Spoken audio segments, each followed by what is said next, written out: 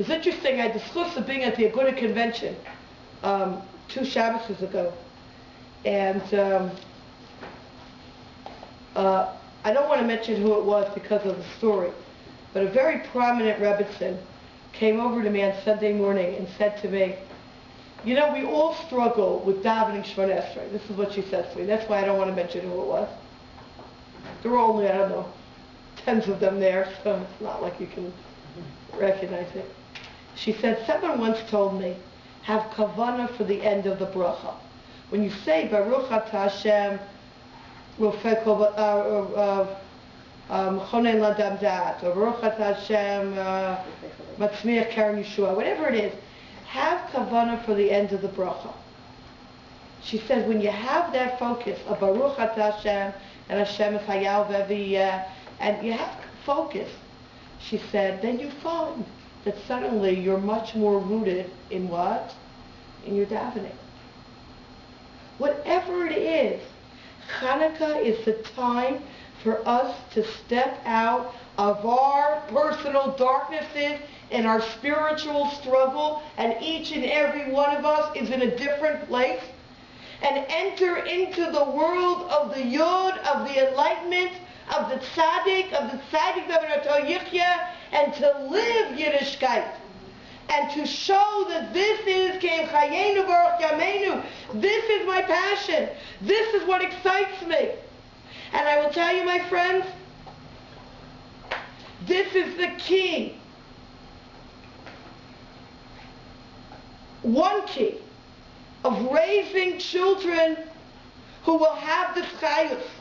Rabbi David Kaplan tells a story of a boy who came from a frum home, but went off the derech, and the makir patish, the final hammer blow, he said was, my dad always said, Yiddishkeit's so wonderful, so nice.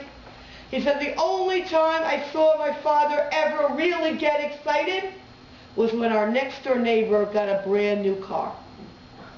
That showed me what really excited him. That's what our kids have to see. That's what Chanukah's about. Chanukah, the 8 days means to live Chanukah. I don't know stores in Toronto. In New York, there's a store called Loman's. You familiar with it? Yeah? Yeah. So let's imagine the following scenario. Again, I'm New York, LA. I'm not a Torontonian. I don't know if that was said correctly. Imagine the following scenario. You're white, right? You've had a long day working, whatever it is. You're white. And you're lying on the couch with a cup of tea. And the phone rings, and it's your friend, and you can barely pick it up. And she says to you, there's a 70% sale moment. You suddenly sit up. She says to you, how long will it take for you to get ready? 10 minutes, I'll be outside.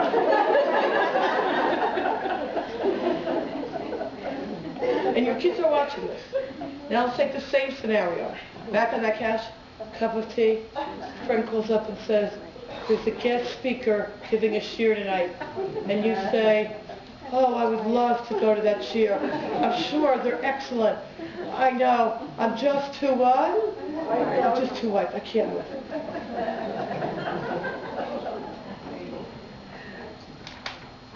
What a message. What a message. What a message.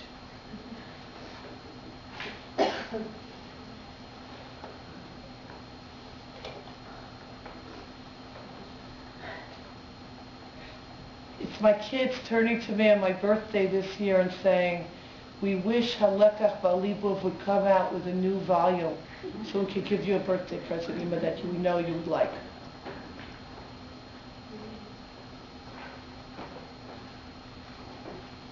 That doesn't mean you can't get excited about a new outfit.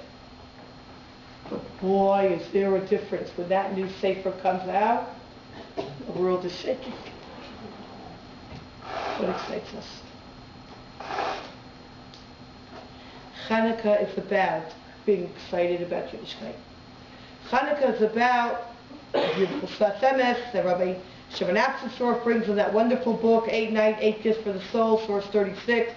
that we light Chanukah candles at Shetichola Regel Bin Ashuk, which literally means we light Chanukah candles until there are no more people walking around in the marketplace, right? When the foot traffic has stopped. When we look at the phrase, until there are no more feet in the marketplace, in Hebrew we discover something very interesting. This is Fasemeth. The Hebrew word for no more, tichle, also means to eradicate. And the Hebrew word for feet, regel, is also the root of the Hebrew word for routine, hanuka, regilut. With this in mind, we can now read the phrase as follows. Be careful that there's enough oil to last until the routine caused by the marketplace has been eradicated. What does this mean? The marketplace is where the rhythm of everyday living is transformed into the repetitive cadence of routine and monotony. We get up, read the paper, go to work, have lunch, go back to work, go home, run to dry cleaners, supermarket, go to sleep, get up, read the paper, go to work, over and over and over again. And you can fill the blanks, yeah. And then comes Chanukah. 37, within the lights of Chanukah menorah is a spiritual energy that is able for us to reconnect with that which is inspiring and uplifting in life. Chanukah is a time to break free of routine and have the chayus, the tzaddik in our lives. The marketplace is an insidious way of replacing that which is able to illuminate our lives with the hazy clouds of routine. Chanukah is a time of war, and the battlefront is the marketplace. When during Chanukah one strives to reconnect with even one thing that can provide a deep sense of meaning, inspiration, and aliveness, then the power of Chanukah lights can step in and do its part. As we seek inspiration, we will be inspired. As we reach for meaning, we will find that opportunities are right in front of us. As we yearn to dispel the darkness bred by routine, we'll discover that we're surrounded by sources of light that are just waiting for us to reach out and grasp them. Life is not about the Greek mentality of what you see is what you have. Life is about spirituality, and that means that HaKadosh Baruch Hu works with us in partnership. We do our part, and HaKadosh Baruch Hu brings us to places far beyond our imagination that we can ever reach. But our job is to leave the marketplace. Our job is to leave the routine. Our job is to open ourselves up for inspiration. Because when you're open for inspiration, it is mind-boggling on how it is found at every turn in our lives.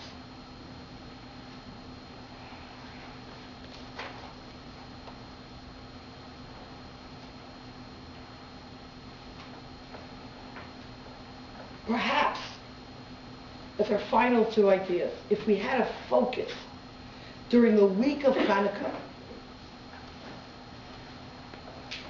if we had to zoom in, aside from the lighting of the candles, the meditating after the lighting, women have a minhag Yisrael not to do work for the first half hour, just to meditate and feel that spiritual glow.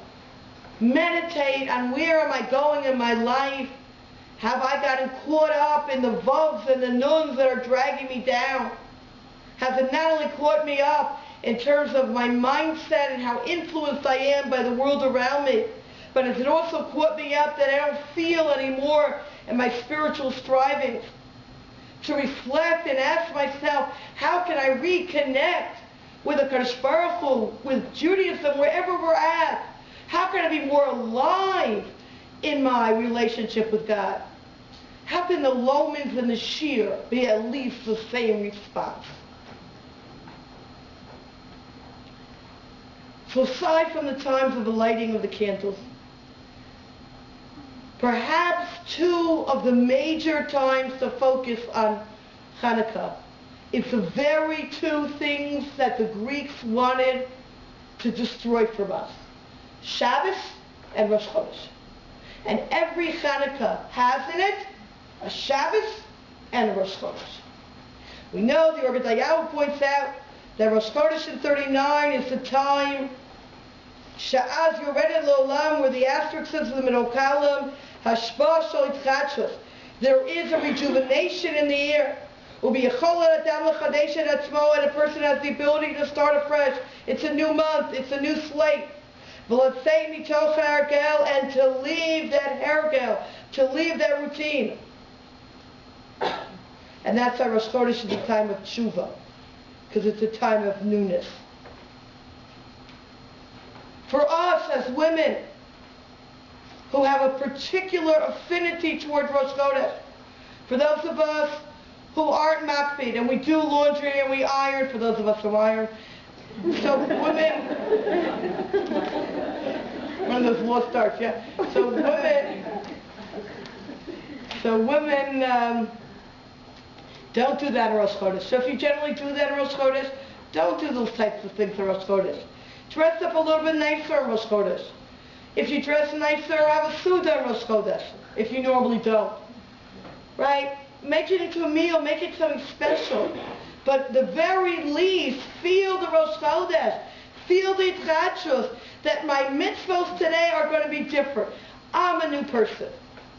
You know, it reminds me, we had the schus of celebrating, as I just mentioned, our daughter's bat mitzvah a few weeks ago, and my husband had asked me to buy her a new outfit to say Shechianu on the outfit. And he said to her, he said, Rachel, when you say the Shechianu, have in mind that you have a new neshama, you have a new soul, now that you have the old mitzvahs on you, that you've taken on the commandments. What a Shechianu, what a bracha. It almost even brought me to tears, and that's pretty hard. Newness is so powerful. Rosh Chodesh is about everything is new. Wake up on Rosh Chodesh and say, this is the first day. How's my davening going to be? How's my moda'ani going to be? How's my Netilat Yadayim going to be? It's going to be amazing. I'm living like a Tinok Shenola, like a newborn. Wow. Your kids may say to you, are you feeling well, Mom? Do you want to go back to bed? Yeah, I'm feeling great. New, refreshed. Can't complain. Life is amazing. And then we have Shabbos. Every Chanukah has a Shabbos as well. Shabbos. If you're looking for a great book to read on Shabbos, I'm going to give a recommendation. Nefesh Shimshon, Rav Pincus, which is now available in English. In my humble opinion, it is a wonderful sefer, not to read the whole thing like a novel, but to read chapter by chapter over time, to allow to integrate Nefesh Shimshon on Shabbos Chodesh. Rav Pincus, you understand that Shabbos is about Yichud Hashem. It's about oneness with Hashem. And Rav Pincus, he's a bit harif, but that's what I like about him. He speaks about Shabbos, your mentality has to be that I am alone with God. And that's why certain things are just inappropriate to do on Shabbos, because you're alone.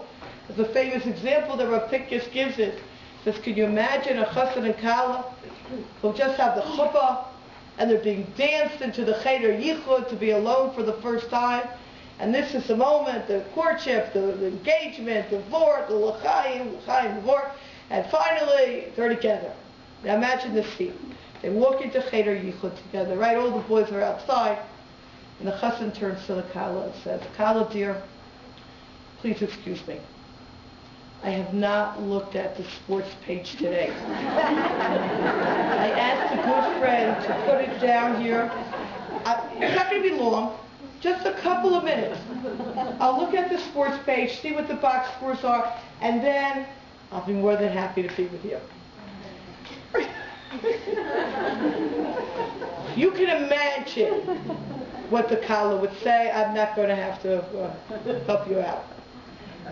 Or what she would do, rather. Forget to say. If it's a cheder yichud with Hashem, so certain things are appropriate and certain are not. But let me share with you a vort, and this is a great vort to come home with. I'll share with you a vort, or I answer a question, and I'll end with a story. Sounds okay? Even if it did, that's what I'm doing. But I'm glad you're in agreement. This is a great vort. Like us, Balivo of Levi Shira, the sefer I just mentioned, my kids know is, this stopped. I don't know how long ago it stopped. A long time ago. Forget it. I'm sorry. I got lost. There's a second side. Yeah, but you missed all the jokes.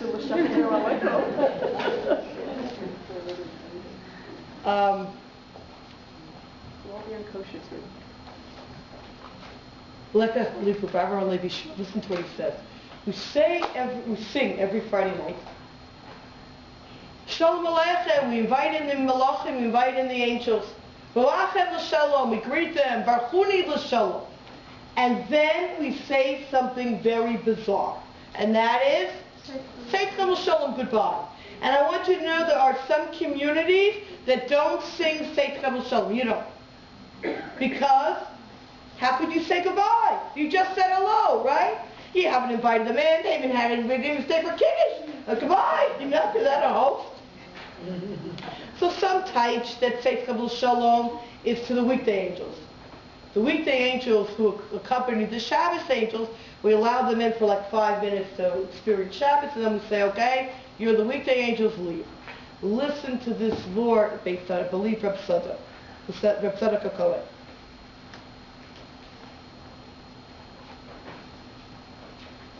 He says,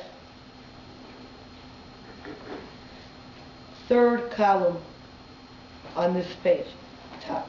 Harei ze b'chinas hayichud shel Yosef HaTzadik im hashvatim v'omrim hotziu kol ish me'alai. Just like when Yosef HaTzadik wanted to reveal himself to his brothers, he didn't want any Egyptians in the room. He said, take out everybody in the room. So he'd have to be alone and private with his brother. Hainu seitchem l'shalom l'malachei hashalom. We tell them to leave. Why? Ki b'nei Yisrael be'ed hasuda, where it's underlined. So adim b'kiruv kazeh l'kut shabrichu. When we're about to make Kiddush, when we're about to have a suda, we're about to have a meal, there is such kiruv, there is such closeness to HaKadosh Baruch Hu, she'ein hamalachim nichnosim l'sham, that even the angels aren't permitted to join us. V'advarim nifloim u'medabrim la'otzma godel kedusha sheshara v'ayit Yehudi b'Shabbat Kodesh be'ed hasuda. He says this is such an indication and reflection of the kedusha of our meal on Shabbos. Wow. Even the angels aren't privy to join us. Hotziu kol ish me'alai is just us and HaKadosh Baruch Hu. That's Shabbos. This year we are privileged to have Shabbos and Chanukah intersect twice. The Chanukah of the Yud, the spirituality. The last day of Chanukah is those Chanukah I spoke about this morning, which is the Gemar Chitum Adin, the end of the judgment period. It's the height of Chanukah. It's the height of the whole period of Elul. All ends in Zos Chanukah, which is Shabbos Kodesh this year. It's like Yud squared. I mean, it's where it's at. The holiness of beyond what holiness is about. But my friends, if you're not wearing the glasses, it looks like any other day or any other Shabbos. When we think about what we read, think about what we speak about, we think about how we plan our Shabbos Kodesh, that's how our Shabbos comes out. Like the man, very beautiful word of the Chafetz Chaim, who asked, what did the man taste like? The answer is, it tasted like, just see, if I want to have pizza, the man tasted like pizza. If I wanted to have a hot dog, the man tastes like a hot dog. I wasn't thinking of anything. What did the man taste like? Don't tell me tofu. It tasted like nothing. Because something spiritual, says the Chafetz Chaim, is based on your mind, your kavanah. That's Chanukah, that's Shabbos. Let's answer our question, we'll end with a story. Our original question was, if we remembered it, why is Purim the response, the physical response? No. Why was Purim, which was a physical annihilation, a spiritual response, and Chanukah, which was a what? A spiritual, a physical response. So says Rav Pram back in 45, and it's counterintuitive, but it really is emes lamisa if we think about it. Avodas hayotam shel hagufim shayachim l'kudsha brichu. Our bodies, which we think we are in control of, right? We have diets and we work out and we go to the gym and we eat, carrot sticks all day, right? We think we're in control of our bodies. But our ruchnius, our spirituality, right, that is in whose hands? That's in Hashem's hands. No. Our bodies, listen closely, yes, we have to take care of it. But ultimately, Hashem's in control of our bodies. Any of us who've ever experienced Lo Aleinu sickness knows that it can come out of the blue. Someone just told me a story. Lo Aleinu, a 6-year-old boy, started walking around dizzy, brain tumor, out of nowhere. We're in control, we're not in control. I can tell you just, thank God, not on that level. I had a knee acting up for 2.5 months. I didn't think I was going to make this trip. Total agony. So we think that everything's great in our lives, and suddenly you have this knee. All it takes is a knee. Any of you know what I'm talking about? Sometimes it's a toothache, but it can just lead you into what? Utter despair. So when our lives are on the line, what is the correct recourse? Obviously, we have to go to doctors. No one's saying not. Obviously, because you're up at it. Hashem wants us to go to doctors.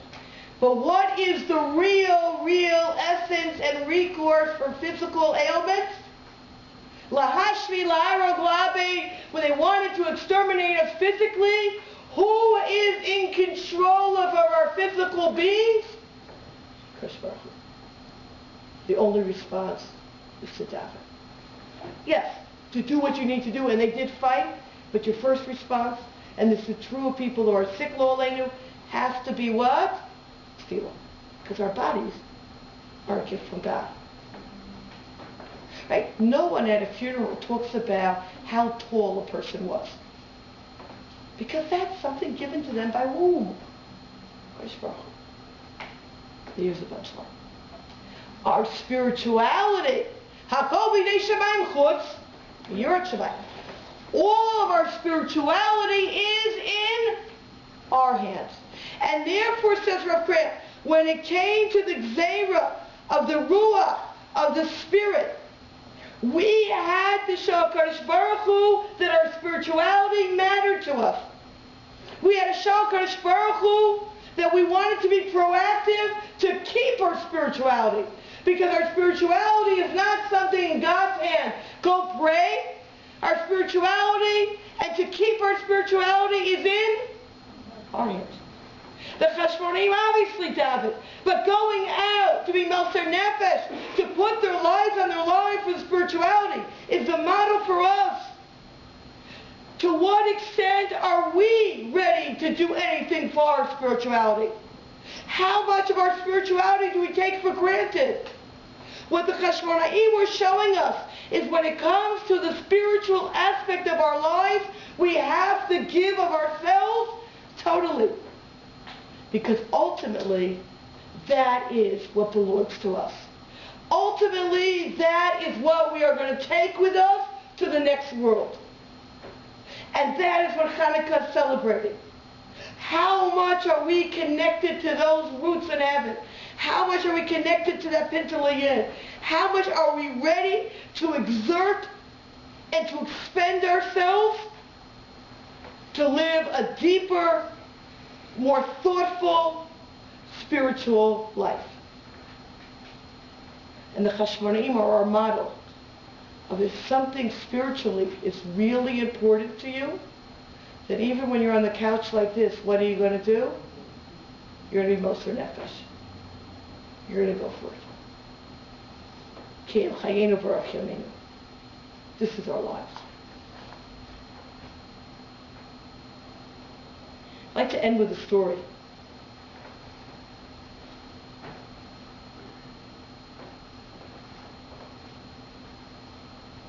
Where a person was able to take this message of the spiritual aspect of life and respond. And my bracha to all of us is that we can, each and every one of us in our own lives, be able to take the messages that are given to us and respond accordingly. The story comes from a Sefer by Rav Gamliel Rabinowitz, Chief of Moadim on Chanukah. Here's the story. Right after the Shoah, there was a man who married a Jewish woman and then decided after the Holocaust he wanted nothing to do with Jews. He didn't want what happened to him and his wife to happen to the future generation. Married, raised a family in a completely secular environment, and for all intents and purposes there was nothing that you could see about them that had any shemetz, any connotations of Judaism.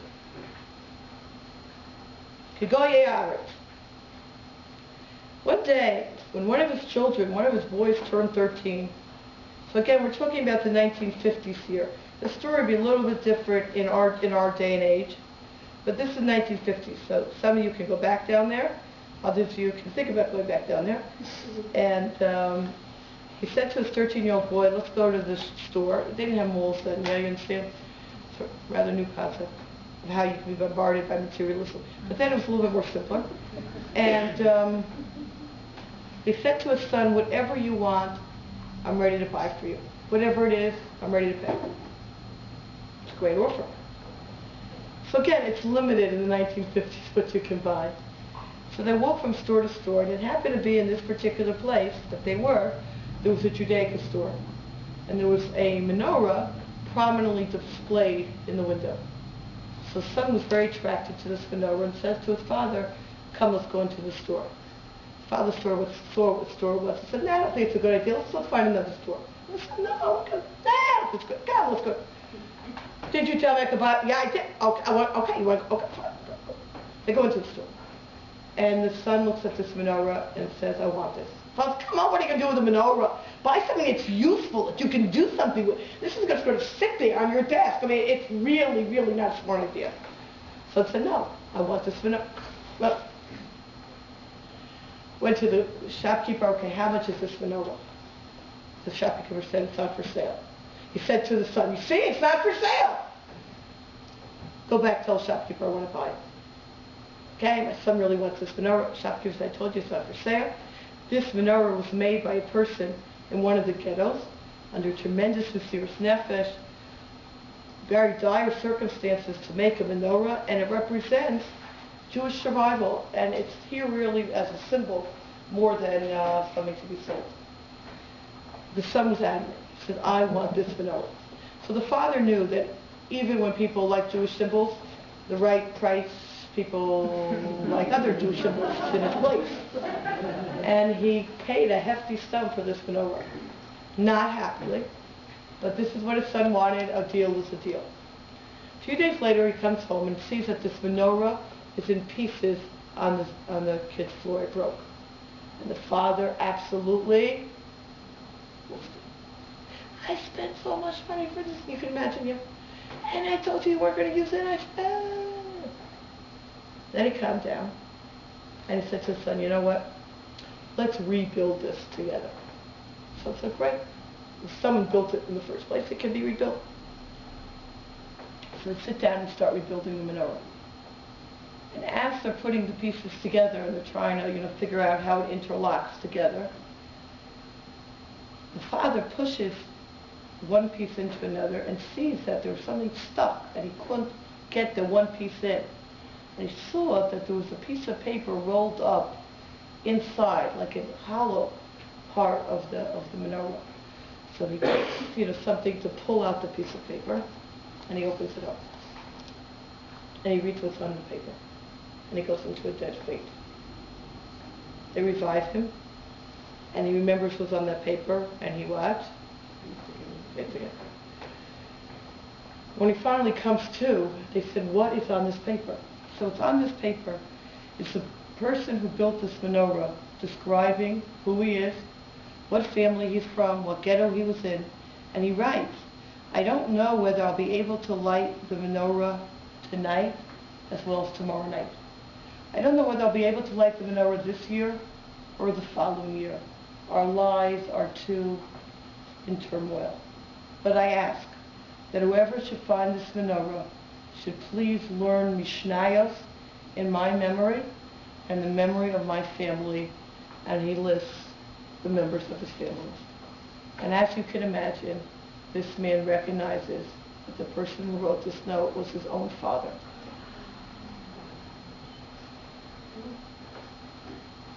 And you know what? He changes his life. He returns back to Yiddishkeit. His whole family returns back to Yiddishkeit. He heard the message. He understood the message. We all have these messages in our lives where God taps us on the shoulder, maybe not such a dramatic way, and says, I'm here. I want a spiritual connection. And he's waiting for us to respond. He's waiting for us to live the life of the 8, of the Malamina Teva, the life of the Yud, the life of the spiritual connection. My prayer to all of us is that we should be successful in this endeavor. Amen.